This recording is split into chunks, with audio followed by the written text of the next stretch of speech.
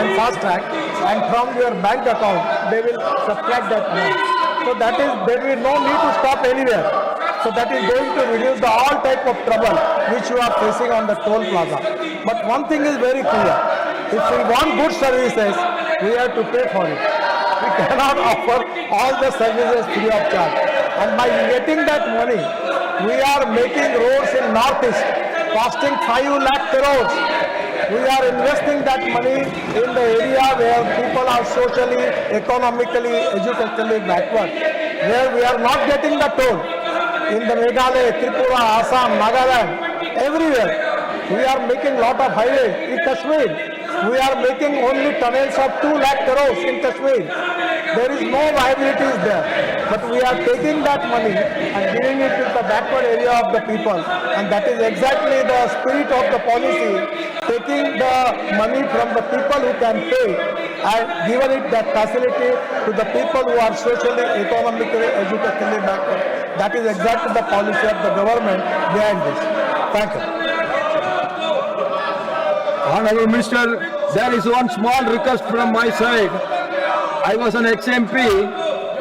In the toll gates, ex-MPs also should be given free pass so that they can travel.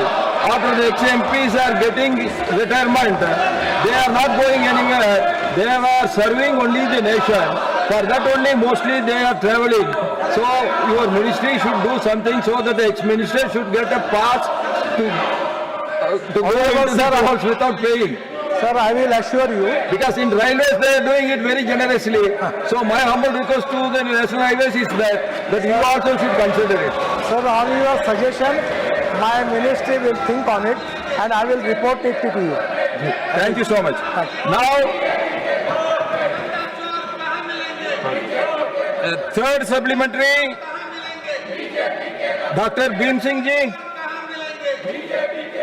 महोदय, यह प्रश्न जो है सड़क सुरक्षा और उसमें प्रयोग किए जाने वाले संकेतकों के संबंध में है। अब संकेतक दो तरह के होते हैं, चित्र के रूप में भी होते हैं और शब्दों के रूप में भी होते हैं। चित्र के बारे में माननीय मंत्री जी ने काफी विस्तार से जवाब दिया है। हम शब्दों के बारे में कहना चाहते हैं, क्योंकि भारत एक बहुभाषी देश है। मान लीजिए बिहार से हम बंगाल जाते हैं, कश्मीर जाते हैं, तो भाषा में भी दाएं बाएं लिखा रहता है। हम ये जानना चाहते हैं कि क्या संकेतकों में एक समान रूपता, एक रूपता लाने के लिए ये देवनागरी लिपि का ऑल इंडिया प्रयोग करने का कोई प्रस्ताव रखते हैं? स्पीकर, हमारी पद्धति ऐसी है कि जो राज्य में हमारे साइनेज बोर्ड लगते हैं उसमें इंग्लिश और हिंदी होता है और कुछ जगह पर वो स्टेट की जो रीजनल लैंग्वेज होती है उसमें लिखा जाता है। और निश्चित रूप से इसमें हमने वर्ल्ड स्टैंडर्ड को फॉलो करने के ऑर्डर दिए हैं। उसके बाद में जो आज का क्वेश्चन पूछा गया है, इसमें ये ध्यान में आया है कि साइनेज बोर्ड जितने प्रमाण में चाहिए वर्ल्ड की तुलना में वो हमारे यहाँ नहीं है।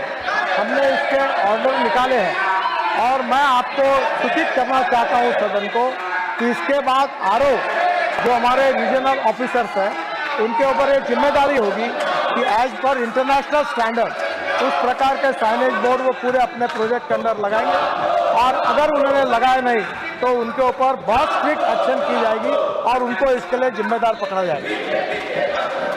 So fourth supplementary, श्रीमान सतनाम सिंह साधु जी।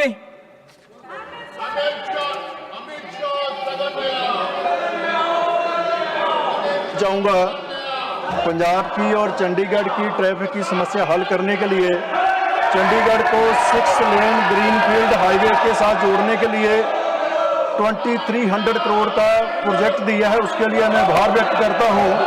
मेरा सप्लीमेंट्री सवाल उसी को लेकर है माननीय मंत्री जी से कि उस गांव से फतेहगढ़ साहब हमारे छोटे साहबजादों की शहीदी जगह है, वो बहुत ऐतिहासिक गुरुद्वारा है, उससे आने वाला ट्रैफिक बजहेड़ी टोल प्लाजा के नीचे से गुजरता है, लेकिन वहाँ पे एंट्री एग्जिट का कोई प्रोविज़न नहीं है।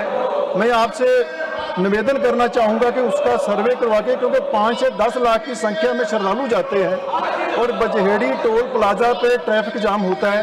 हम चाहते हैं कि वहाँ से जो क्रॉसिंग है वहाँ पे एंट्री और एग्जिट का प्रोविज़न किया जाए, ताकि जितने भी छोटे साहिबजादों को श्रद्धा अर्पित करने के लिए श्रद्धालु देश दुनिया से आते हैं उनको आसानी हो सके, सुविधा हो सके। बहुत बहुत धन्यवाद।